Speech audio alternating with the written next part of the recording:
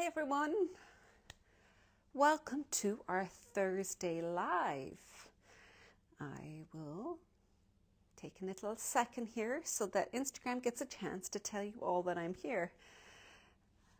Hi Hannah, you're the first up there. Hey Susan, Caroline, nice to see you all.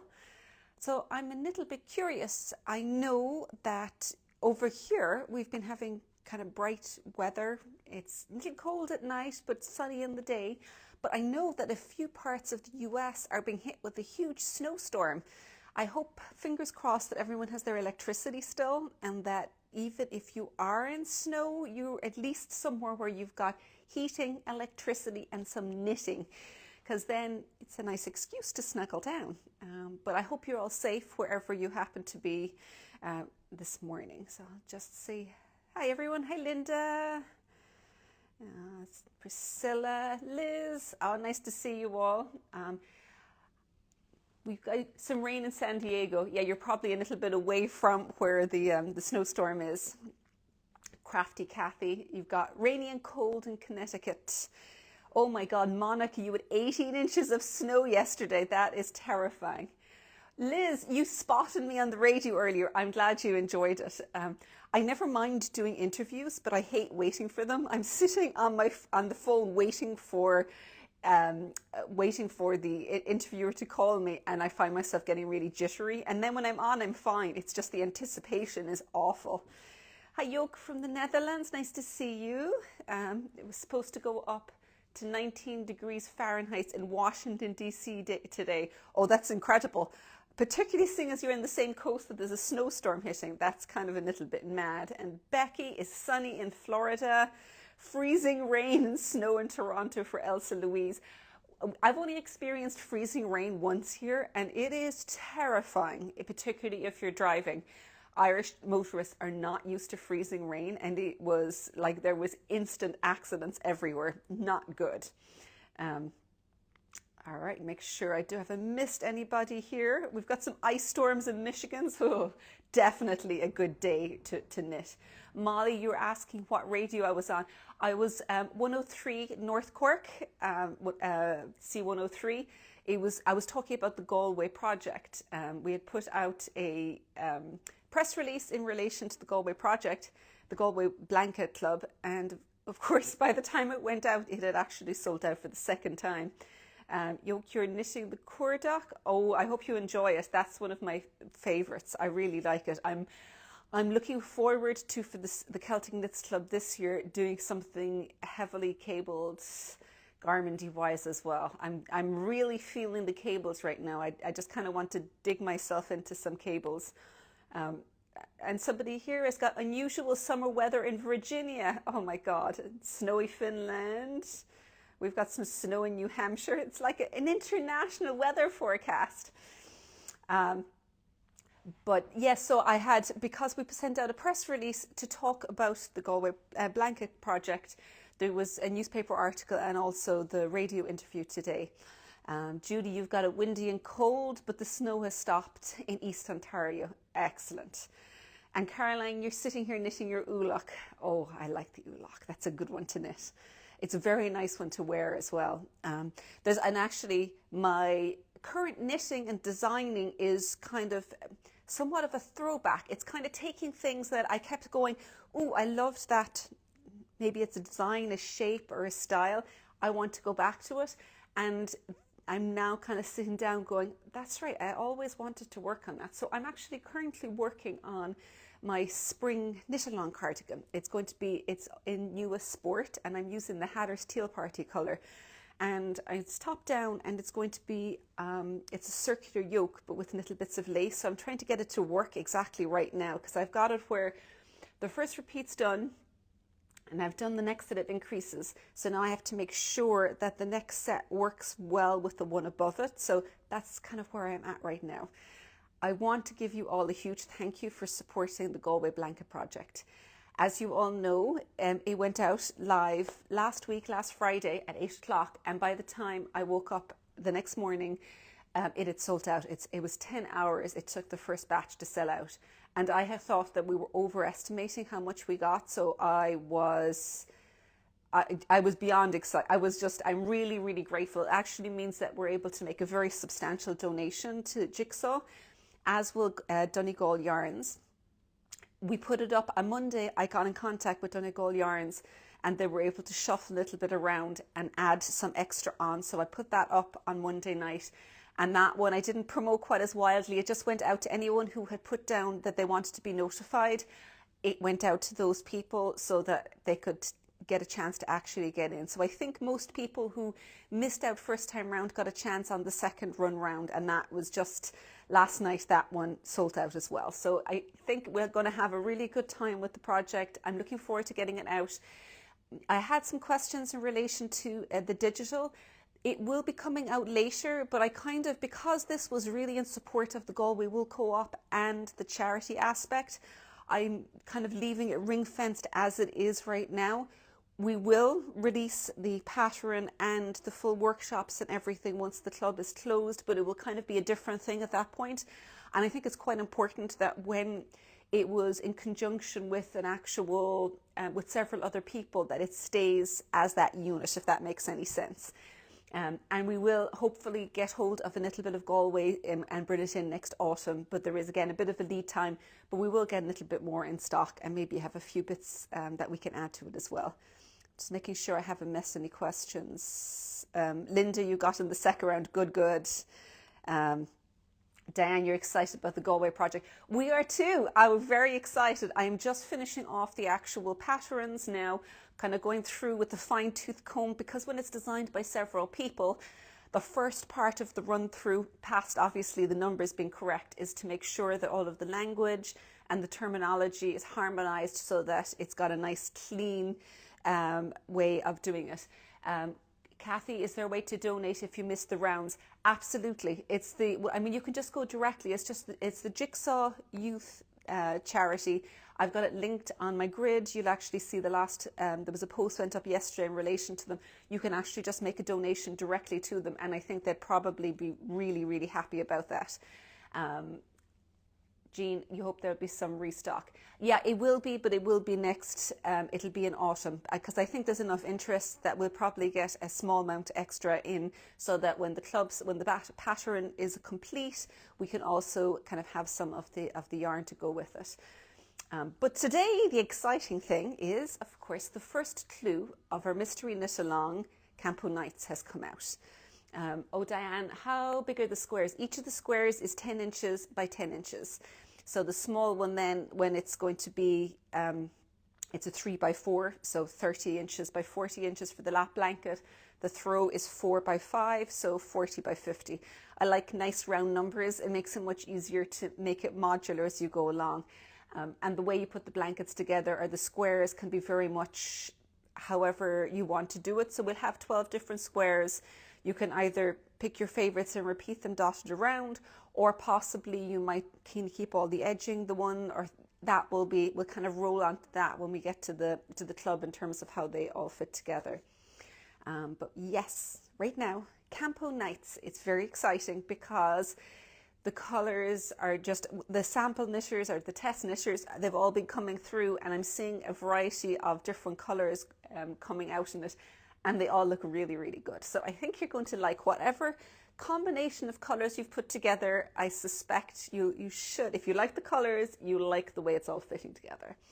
So I'm going to give, if you want a complete mystery, cover your ears now and don't listen to what I'm talking about for the next little while. But if you just, I'm not going to give away too many hints, but I'll talk a small bit around how it fits together and the basic shape. I had talked before that it's a triangular shawl. So it's a top-down triangular. So it fits so you start at the beginning with a little bit of a tab. Difference being though, normally when you start with tabs, you have garter tabs. And the reason you do that on a shawl is so that you don't have a hole at the beginning when you're increasing on each side. This one, I've done something a little different. I'm doing an I-cord tab because the edge of the shawl on each side is going to be an integrated I-cord. So it's just 3 stitches that you knit on the right side and you slip on the wrong side, so they curl under. And there's 2 huge advantages to this. The first one is that it looks really nice. It gives a nice even edge to the shawl. But the other one that I really like is that it hides all of your color changes. So if you're doing something where you've got a couple of, I'm just going to pull this one over. It's an old shawl, don't worry, I'm not giving that much away. So this is the quilted feather from last year. And you see when you're going from color to color like this, and on a shawl, particularly if it's just a few rows, you don't want to have to keep breaking your yarn. But what will happen is you can get, particularly if it's more than 2 rows, you can end up with a strand kind of running up there and it doesn't look very nice. But if you have I-cord edging, it means that when you are changing the colors, the other one gets dropped a few stitches in here. And then it's almost partially hidden when the I-cord rolls. So it is a really, really easy way of doing color changes and having it almost completely hidden. So it's a really useful way of doing the edges. The only thing you need to be careful of is when you pull up the other color, make sure you don't pull it too tightly. Give it a good stretch, because if you pull it too tightly, what will happen is you'll end up with puckering or a really tight edge along the side there. So that's the most important thing to do. It's always the same with every shawl edge. You want to be careful it doesn't get too tight, but particularly when you're color changing, because that's what's going to give it a tendency of pulling in too tightly along the edge.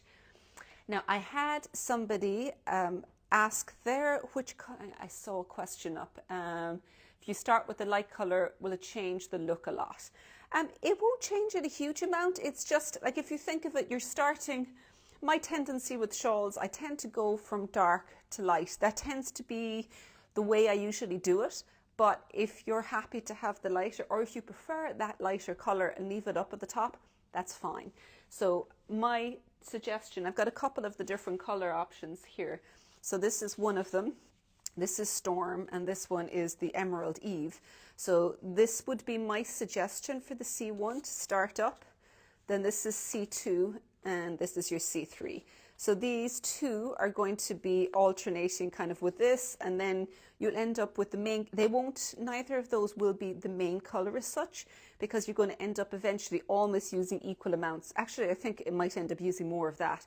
It's more a matter of it starts with that going down, was how I envisioned it. Absolutely do not have to start with this. If you prefer this color up near your face or up near the top, then you can start with this. Once all of your colors, as I say, play nicely together, or you like the way they look together, it's the most important thing. But just when I was doing it, I did use the darkest color first for my C1. And in fact, when you see in the pattern, I've called out, like these are the ones that I've called out. So to give you an idea of what they look like. So this one would be the C1, which is going to be my darkest. This is my C2, and this is my C3. And we've got a second sample being knit. Those ones are the Corradale and the Cumulus, and these ones are the Darney and the Cumulus. So this one, for a second sample we're getting done, I'm going to kind of start with this one, which is the C1. This will be my C2, and this will be my C3. You can flip it around, it's still going to work, it's just going to look a little differently. Diane, oh, I'm going to stay out of that, Diane. You're talking to Elsa Louise, who's over in Canada. Did I build in 10% to allow for swatching? Yes, I absolutely did. Whenever I put in shawl patterns or any design, I will always add 10% on top of the yarn usage I've calculated.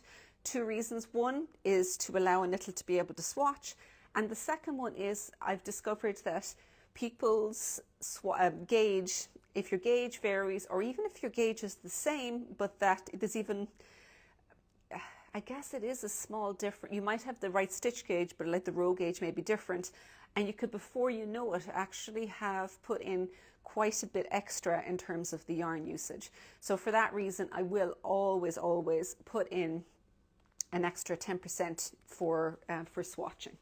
So most of this first one is a pretty short clue. It's kind of going to roll you in nice and easily.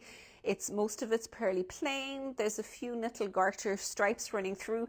One thing to watch out for when you're doing the garter stripes in a triangle shawl, you know, with a triangle shawl, you've got a central seam line, and then there's increases in each side, and then you've got increases on the side. Normally that central seam line is kept stockinette stitch, so you've got knit on the right side, purl on the wrong side. In that case, you're going to, and so that it would keep it a stockinette stitch. This time round, I've done something a little different, and some people may worry that it's a mistake, but it was actually on purpose. The garter rows, I've actually knit on the wrong side across each of those central line stitches.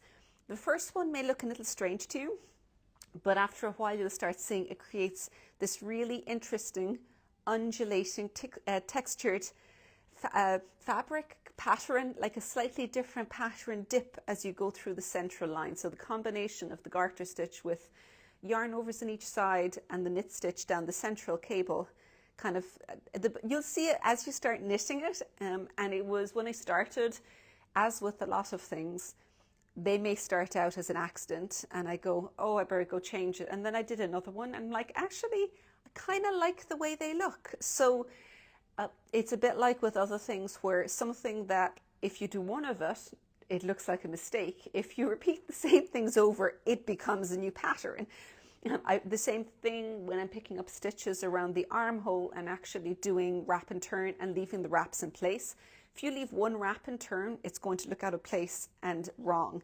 But if you leave all of the wrap and turns, you suddenly form a new pattern with each of those wrap and turns sitting like little tags, I suppose, all the way down, and it suddenly forms a pattern. So just kind of bear that in mind when you have something that you like the way it looks. It may, in other contexts, potentially be a mistake, but if it's repeated over, it can actually form what I would view as a new pattern or a different way of doing the pattern.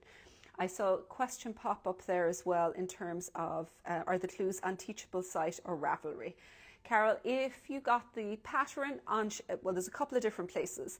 If you bought it on Stone & Stitches, you would have gotten an update with pattern update, and you will have the pattern in your email from there. You're also, if you bought it on Stone & Stitches, you'll be automatically enrolled in the Teachable course. So it's Stone & Stitches-Teachable. And on the actual workshop there, all of the new videos have been uploaded. And under the pattern section, you can download the clue one for the pattern from there directly as well. So it means that if you're on there and you need to see the pattern or you're not getting the other downloads, you'll always have them. You can just log straight into Teachable. They'll be in there. If you added it to Ravelry, then you'd also have it in your Ravelry library. If you purchased on Ravelry, then you also got an update today, but you won't be automatically enrolled into Teachable. You need to go find the link on your on the PDF from Ravelry, and it'll give you a code to be able to add it to your Teachable library.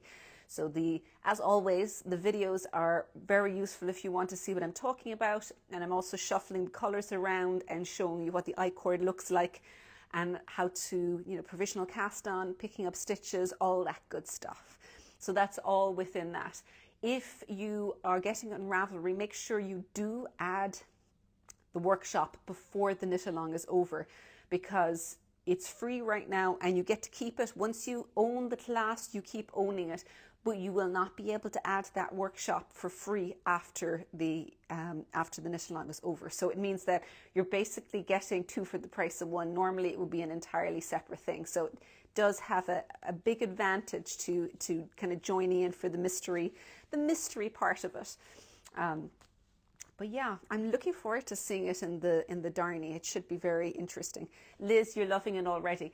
I know I really enjoyed with this. I wanted a smooth, easy entry into it. So when you've got a big shawl, I think that if you've got the whole lot of it heavily textured with a lot going on, it can get quite overwhelming, but visually, and also you're less likely to wear it.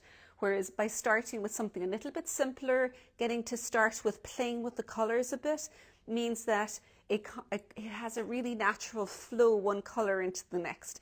So the next week's one, we're going to be introducing some fun slip stitch color work, and you get to see the colors play together, if you know what I mean.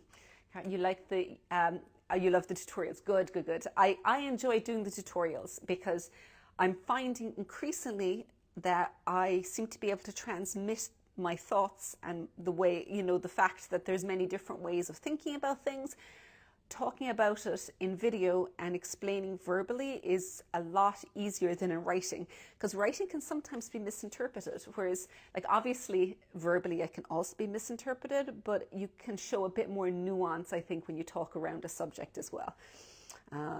Think that is all the questions. If anybody has any more questions on here that you want to ask, whether it's about the knit along, the Galway Club, or something entirely different, just pop them up here. And if you're watching this after the fact and it's up just on the grid on either Instagram or on YouTube, because I've also put these over onto YouTube a couple of days afterwards, just put a question up. I get the notifications and I pop in every few hours to go answer the questions when I can, unless I'm traveling, because then no internet, but most of the time I do get to them pretty fast. And of course, yes, Facebook for sure. I meant to say that as well. So you can find them Instagram, up on the Facebook, or over on YouTube. So there's a load of different ways to watch these again. And I do love the comments and as many questions as you want to throw up. But thank you all for joining me today, and I will see you next week, same time, here for live. Thank you for joining me.